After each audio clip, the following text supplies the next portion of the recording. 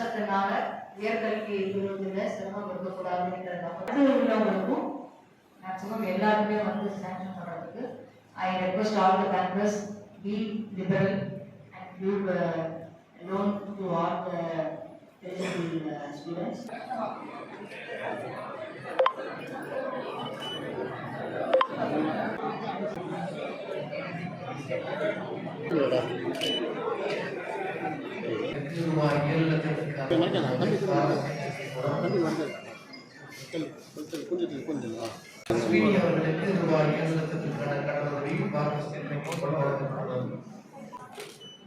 சந்தோஷம் பாருங்களுக்கு Indian Overseas வங்கியின் மூலம் 4 லட்சம்